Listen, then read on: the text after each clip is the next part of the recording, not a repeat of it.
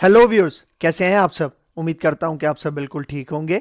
तो जिस तरह से आपको पता है, हमारे पास यहाँ पे सी शार्प प्रोग्रामिंग की लेक्चर सीरीज चल रही है और आज के इस लेक्चर के अंदर हम बात करने वाले हैं बहुत ही ज़्यादा इंपॉर्टेंट कॉन्सेप्ट, ऐसा कॉन्सेप्ट जिसके बगैर आप सी शार्प को अगर कहीं भी यूज़ कर रहे हो, वेब एप्लीकेशन में यूज़ कर रहे हो, मोबाइल एप्लीकेशन में, डेस्कटॉप एप्लीकेशन में, या कहीं भी अगर आप सी शार्प को यूज़ करके कोई एप्लीकेशन बना रहे हो, वहाँ पे ये वाला कॉन्सेप्ट लाजमी यूज़ होता है। और वो कॉन्सेप्ट है हमारे पास एरेज इन सी शार्प। तो आपने मेक श्योर करना है कि इस वीडियो को एंड तक वॉच करना है ताकि आपको एरेज का कंप्लीट कॉन्सेप्ट समझ में आ सके। तो वीडियो को स्टार्ट करने से पहले एक छोटी सी रिक्वेस्ट कि अगर आप मेरे चैनल पे फर्स्ट टाइम आए हो और अभी तक आपने मेरा चैनल सब्सक्राइब नहीं किया तो चैनल भी सब्सक्राइब कर लो, इसके साथ साथ बेल का आइकन भी प्रेस कर लो क्योंकि और भी बहुत सारी वीडियोस इस लेक्चर सीरीज के अंदर आने वाली हैं। तो मैं हूं आपका सर मोहम्मद आदिल और अब हम अपना लेक्चर स्टार्ट करते हैं।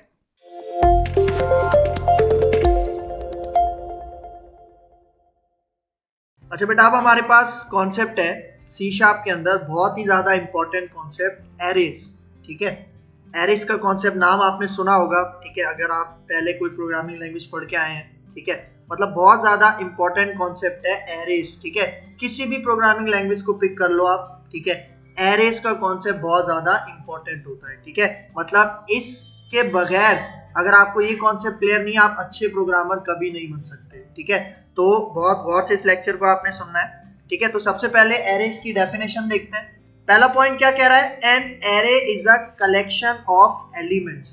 ठीक है, सबसे पहले तो ये समझ लो कि एरे होता क्या है, कलेक्शन ऑफ एलिमेंट्स होता है। एलिमेंट्स मतलब, एलिमेंट्स में किसे कह रहा हूं, वैल्यूज को। कौन सी वैल्यूज, जो हम वेरिएबल्स में स्टोर करवाते हैं ना। ठीक है, वो वाली वैल्यूज, लेकिन उनकी कलेक्शन। मतलब देखो, जब भी हम कोई वेरिएबल बनाते हैं तो एक वेरिएबल के अंदर एट अ टाइम एक ही वैल्यू जा सकती है, एक ही एलिमेंट जा सकता है।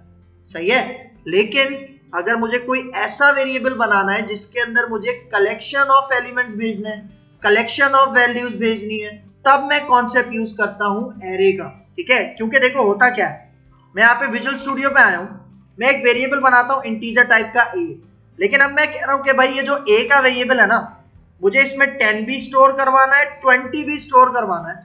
तो ऐसा मैं नहीं कर सकता, मतलब नॉर्मल वेरिएबल के साथ मैं ऐसा नहीं कर सकता, चाहे वो वेरिएबल किसी भी डेटा टाइप का हो, चाहे वो इंटीजर टाइप का हो। अगर मैं स्ट्रिंग टाइप का बनाऊं, मैं कह रहा हूं कि भाई इसमें दो नाम आप स्टोर करवाओ, एक आदिल स्टोर करवाओ, एक अली स्टोर करवाओ। तो आदिल तो स्टोर कर लेगा लेकिन अली स्टोर नहीं करेगा।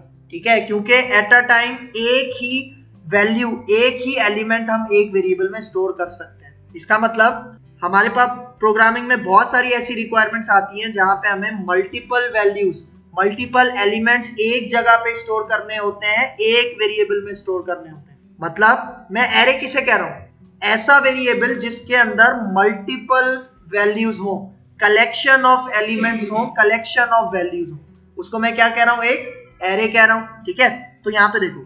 ठीक है, अब यहां पे क्या कह रहा है, an array is a collection of elements of a single data type. इसका मतलब अगर मैं स्ट्रिंग टाइप का एरे बना रहा हूं तो मैं उसके अंदर स्ट्रिंग वैल्यूज ही स्टोर कर सकता हूं, स्ट्रिंग एलिमेंट्स ही स्टोर कर सकता हूं।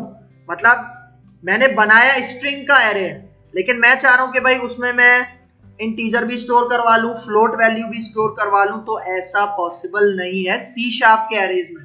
सही है, मतलब क्या कह रहा है, an array is a collection of elements of a single data type. मतलब अगर आपने एक एरे बनाया इंटीजर टाइप का, तो उसके अंदर जितनी भी वैल्यूज होंगी वो सारी इंटीजर होंगी, और ये लाजमी है। अगर स्ट्रिंग एरे बना रहे हो तो उसके अंदर सारी वैल्यूज स्ट्रिंग ही होगी, ये लाजमी है, सिंगल डेटा टाइप होगी। फिर यहां पे देखो क्या कह रहा है, stored in adjacent memory locations. इसका मतलब आपको पता है कि जो भी हम एरे बनाएंगे और जब अपना प्रोग्राम को एग्जीक्यूट करते हैं तो इसको मेमोरी कहां पे मिलती है, रैम में मिलती है। लेकिन एरे के अंदर जितनी भी वैल्यूज हैं उनको साथ साथ मेमोरी लोकेशन मिलती है रैम के अंदर। ठीक है, मतलब मैंने एक एरे बनाया, उसके अंदर 3 वैल्यूज मैंने स्टोर करवाई, 3 एलिमेंट्स मैंने स्टोर करवाए। For example 10, 20, 30।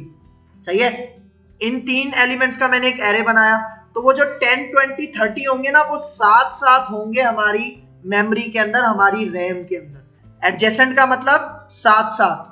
ठीक है, फॉर एग्जाम्पल मेरे साथ यहाँ पे सारे बैठे हैं, तो मतलब हम साथ साथ बैठे हैं, एडजेसेंट बैठे हैं एक दूसरे के। तो सेम इसी तरह रैम के अंदर जो एरे के एलिमेंट्स की मेमोरी लोकेशन होती है वो एडजेसेंट होती है, साथ साथ होती है, ठीक है। एक इसका ये पॉइंट है। फिर यहाँ पे देखो, an array is a collection of related values placed in contiguous memory location.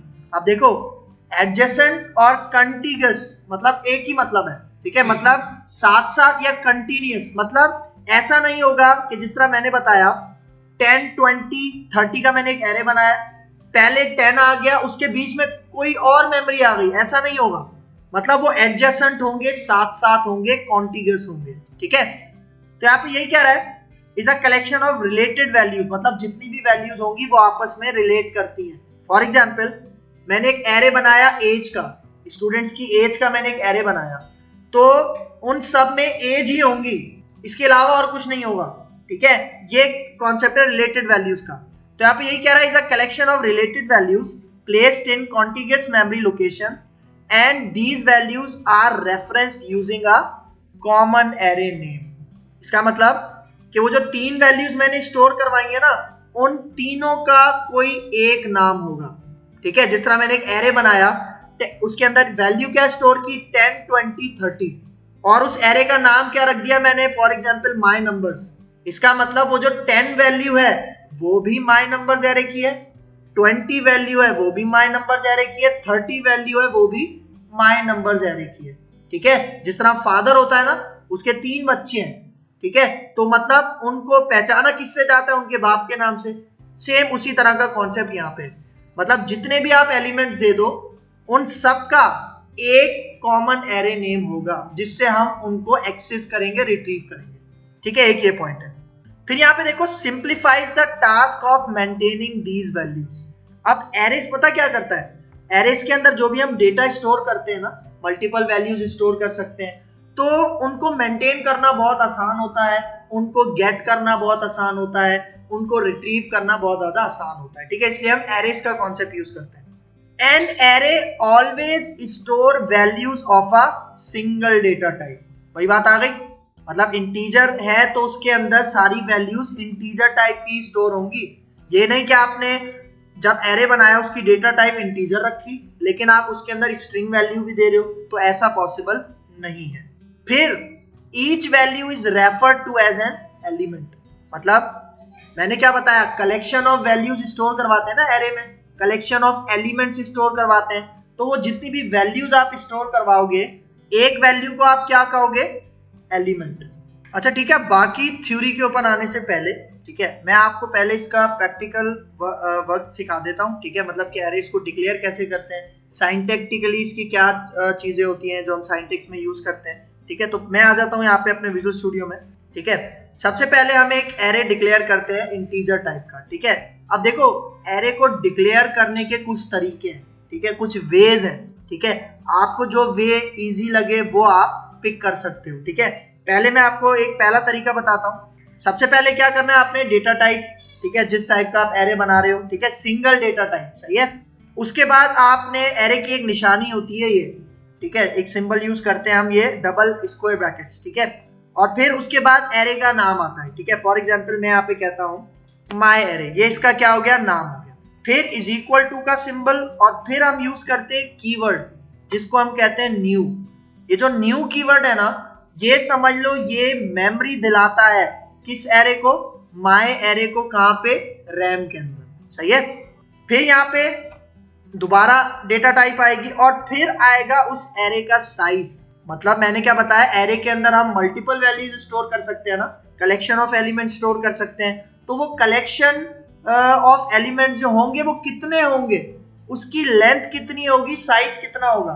मैं कहता हूं 3, सही है। इसका मतलब मैं इस माय एरे के अंदर कितनी वैल्यूज स्टोर कर सकता हूं, 3, सही है। इससे ज्यादा नहीं कर सकता क्योंकि मैंने यहाँ पे फिक्स कर दिया ना कि इसकी जो लेंथ है इस एरे की, उसके अंदर 3 वैल्यूज ही आ सकती हैं। इससे ज्यादा अगर मैं देने की कोशिश करूंगा तो एरर आएगा, एक्सेप्शन आएगा। तो अब मैं यहाँ पे ये मैंने एरे डिक्लेयर किया, मैं इसको वैल्यूज कैसे दूं। देखो मैंने एरे का नाम क्या रखा है, माय एरे। अब इसके अंदर मुझे वैल्यूज स्टोर करनी है, तो वैल्यूज स्टोर करने के लिए आप क्या करोगे, पहले एरे का नाम आएगा और फिर इसके अंदर आप दोगे इंडेक्स नंबर। मैंने क्या दिया है, ये 0, ये कहलाता है इंडेक्स नंबर। और इस इंडेक्स पे मैं स्टोर करवा देता हूं 11 पहली वैल्यू। सही है, इस एरे के अंदर पहली वैल्यू मैंने क्या स्टोर करवा दी, 11, और इंडेक्स नंबर को यूज करते हुए। सही है, मतलब ये कॉन्सेप्ट है एरे के अंदर जब भी आप वैल्यूज स्टोर करवाओगे तो उसके इंडेक्स नंबर पे स्टोर करवाओगे। सही है, फिर यहाँ पे इसी तरह 3 वैल्यूज है ना, तो पहले 0 था, फिर 1 आ जाएगा इंडेक्स, और फिर क्या आ जाएगा 2। यहाँ पे मैं 22 स्टोर करवा देता हूँ और यहाँ पे मैं 33 स्टोर करवा देता हूँ। तो देखो अगर आप इन वैल्यूज को काउंट करो, ये कितनी है, 3 हो गई ना, और मैंने साइज कितना दिया था, 3 दिया था, मतलब जितना मैंने साइज दिया था उतनी वैल्यूज मैं दे चुका हूं। और एक और इंपॉर्टेंट पॉइंट, जो भी आप साइज डिक्लेयर करते हो ना एरे का, इंडेक्स नंबर उससे 1 कम होता है हमेशा, याद रख लो ये। सही है, मतलब इंडेक्स स्टार्ट कहां से होगा, 0 से, और कहां तक चलेगा, 2 तक चलेगा। क्यों, क्योंकि इसका साइज क्या है, 3 है। अगर मैं इसका साइज 4 कर दूं, ठीक है, तो इसका मतलब 0 से लेके कहां तक चलेगा, 3 तक चलेगा। और मैं इसकी वैल्यू चेंज कर देता हूं यहाँ पे 44। ठीक है, मतलब आपका जो इंडेक्स नंबर है वो आपके एरे के साइज से 1 नंबर छोटा रहेगा, ये याद कर लो। सही है, अच्छा अब देखो, अब मैंने यहाँ पे ये 4 वैल्यूज का एक इंटीजर टाइप का एरे बनाया। ठीक है, अब इसको एक्सेस कैसे करें, CW टैप करते हैं, और यहाँ पे मैं फॉर एग्जाम्पल मैं कह रहा हूं मुझे इस 33 की वैल्यू को एक्सेस करना है। सही है, तो मैं इंडेक्स नंबर क्या टाइप करूंगा, ठीक है, ये इंडेक्स नंबर माय एरे और उसका इंडेक्स नंबर है 2। तो अगर मैं यहाँ पे आके इसको रख दूं राइट लाइन के मेथड में, और अब अगर मैं यहाँ पे आके इसको रन करूं, ठीक है, क्या आंसर आ रहा है, 33। सही है, क्योंकि 2 इंडेक्स नंबर के ऊपर क्या था, हमारे पास 33 था। इसी तरह आप इंडेक्स नंबर चेंज कर करके वैल्यूज क्या कर सकते हो, एक्सेस कर सकते हो। ठीक है, रिट्रीव कर सकते हो। अच्छा, अभी आगे जाके हम, आपको याद होगा जब हमने लूप्स का कॉन्सेप्ट पढ़ा था, मैंने एक चौथे टाइप का लूप था फॉर ईच लूप, जो मैंने वहां पे स्किप करवाया था। मैंने आपको बताया था क्योंकि वो काम करता है एरेस के साथ, लिस्ट के साथ, कलेक्शन के साथ। ठीक है, तो जब हम ये कॉन्सेप्ट कर लेंगे, क्योंकि देखो अभी 4 वैल्यूज है ना, ठीक है, इसके अंदर, तो अगर मुझे चारों को एक साथ एक्सेस करना है तो मैं क्या करूंगा, मुझे बार बार यहाँ पे क्या करना पड़ेगा। ठीक है, इस तरह से, मतलब यहाँ पे पहले 0 आ गया, ठीक है, फिर 1 आ गया, फिर यहाँ पे 2 आ गया, ठीक है, और फिर यहाँ पे 3 आ गया। तो अब जाके क्या हो जाएंगी, सारी वैल्यूज एक्सेस हो जाएंगी। लेकिन होता क्या है, जब हम डेटाबेस के साथ काम कर रहे होते हैं ना, तो हमारे पास मिलियन ऑफ रिकॉर्ड्स होते हैं उसके अंदर। तो अगर उसको फेच करवाऊंगा तो क्या मैं वन करके उसका इंडेक्स नंबर लिखूंगा, नहीं, वो बहुत ज्यादा लेंथी हो जाएगा काम। ठीक है, तभी हम यूज करते हैं फिर वो जो फॉर ईच लूप का कॉन्सेप्ट था, वो भी अभी मैं आगे जाके करवाऊंगा। अच्छा, फिर एक और इंपॉर्टेंट पॉइंट, मैं इस पोर्शन को कमेंट करता हूं, Ctrl+K Ctrl+C। देखो मैंने यहाँ पे साइज क्या फिक्स किया था, 4। सही है, इसका मतलब इंडेक्स नंबर 1 कम होगा। लेकिन अगर मैं एक साइज यहाँ पे बढ़ा दूं, मतलब मैं वैल्यू ज्यादा दे रहा हूं, मैं यहाँ पे कर देता हूँ 55, मतलब देखो साइज हमारा कितना है 4, लेकिन मैं वैल्यूज कितनी दे रहा हूँ, 5 दे रहा हूँ। ठीक है, और अगर मैं इसको एक्सेस भी करना चाहूँ, Ctrl+K Ctrl+U, ठीक है, तो इस केस में हमारे पास आएगा एक एरर, एक एक्सेप्शन। ठीक है, तो मैं यहाँ पे आके रन करता हूँ, आप रिजल्ट देखो। ठीक है, देखो ये कहलाती है हमारे पास एक्सेप्शन, मतलब ये एक एरर होता है, एक ऐसा एरर होता है जो आपके पास आपके प्रोग्राम को क्रैश कर देता है। ये पूरा एक अलग कॉन्सेप्ट है और बहुत डिटेल्ड कॉन्सेप्ट है, इसको अलग से लेक्चर में करेंगे हम। ठीक है, यहाँ पे देखो किस पॉइंट पे एक्सेप्शन आ रही है, जहां पे मैंने एक वैल्यू ज्यादा दे दी थी, उस पॉइंट पे एक्सेप्शन आ रही है, और बता रहा है index out of range exception, कि भाई जो आपने रेंज दी थी ना, रेंज कितनी दी थी हमने, 4, उस रेंज से आप क्या कर गए हो, एक्सीड कर गए हो, आगे चले गए, तो तभी हमारे पास ये आ रही है एक्सेप्शन। लेकिन अगर ये लाइन में हटा दूं तो इस केस में हमारे पास कोई भी एक्सेप्शन नहीं आ रही थी। ठीक है, और ये लास्ट वाली लाइन भी यहाँ पे हटा देते हैं। सही है, अच्छा फिर मैंने आपको क्या बताया, इंटीजर टाइप का एरे है ना, इसका मतलब मैं इसके अंदर सिर्फ इंटीजर टाइप का डेटा स्टोर कर सकता हूं। मतलब अगर मैं इसके 3 इंडेक्स पे आदिल स्टोर कर दूं तो ऐसा पॉसिबल नहीं है, क्योंकि डेटा टाइप क्या डिक्लेयर की थी, इंटीजर डिक्लेयर की थी और सिंगल डेटा टाइप का ही एरे हम बना सकते हैं सी शार्प के अंदर, ठीक है। अच्छा, अब यहाँ पे अगर मैं स्ट्रिंग डेटा टाइप बनाऊं तो मैं क्या करूंगा, इंटीजर की जगह स्ट्रिंग लिख दूंगा, ठीक है, और यहाँ पे स्ट्रिंग कर लूंगा, ठीक है, उसका साइज भी मैंने 4 कर दिया। तो अब देखो, अब मैं सारे इंडेक्स पे क्या स्टोर करवा दूंगा, स्ट्रिंग वैल्यूज स्टोर करवा दूंगा, ठीक है। तो ये स्ट्रिंग वैल्यूज मैंने स्टोर करवा दी और अब अगर मैं यहाँ पे आके रन करूंगा तो हमें स्ट्रिंग का एरे रिट्रीव होता हुआ नजर आएगा, ठीक है। ये इसका पॉइंट है।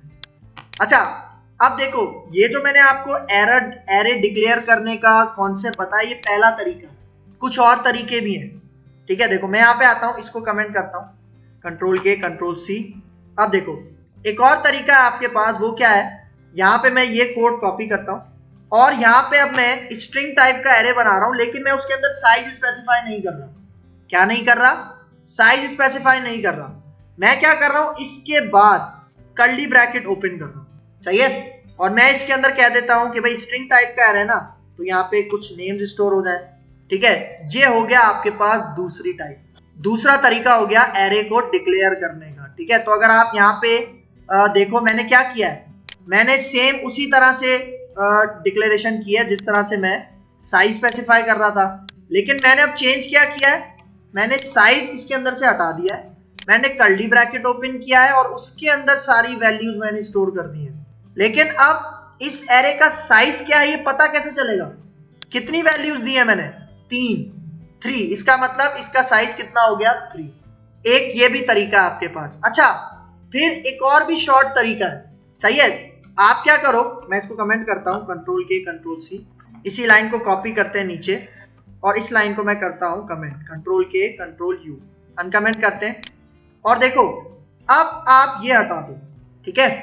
तो देखो इस केस में भी आपके पास कोई एरर नहीं आ रहा, मतलब ये भी एक तरीका हो सकता है, ठीक है, आपके एरे की वैल्यूज को रिट्रीव करने का, ठीक है। मतलब देखो, अगर मैं यहाँ पे इसको माय एरे 1 कर देता हूं और इसको माय एरे 2 कर देता हूं, ठीक है, मतलब पहले वाली डिक्लेरेशन में देखो न्यू स्ट्रिंग और स्क्वायर ब्रैकेट लगे हुए थे, लेकिन सेकंड में वो नहीं लगे हुए, सही है।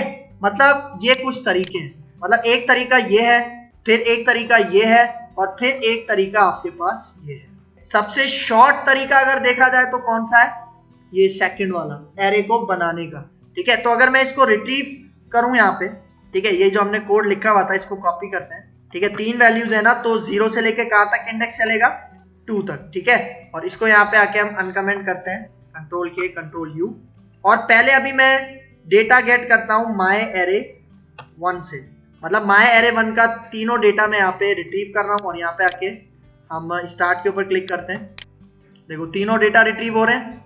ये अभी कौन सा एरे रिट्रीव किया है मैंने, माय एरे 1, और अगर मैं यहाँ पे अब माय एरे 2 रिट्रीव करूँ, उसके अंदर भी वही 3 वैल्यूज स्टोर करवाई थी, और यहाँ पे आके अगर मैं इसको रन करूँ तो अभी आपको 3 वैल्यूज मिलेंगी, ठीक है।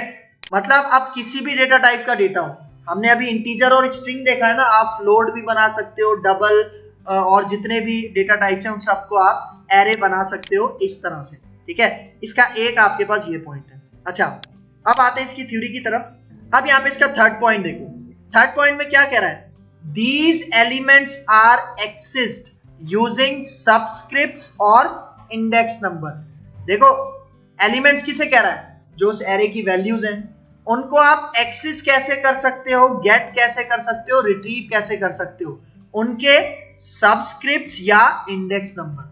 मतलब ये जो इंडेक्स नंबर मैंने दिया था ना, स्टार्ट कहां से हो रहा था, 0 से, ठीक है। मतलब सी शार्प के अंदर आप नेगेटिव इंडेक्स नंबर नहीं दे सकते, याद रखना, सही है। 0 से स्टार्ट होगा और पॉजिटिव वैल्यू होती है एज अ इंडेक्स, ठीक है।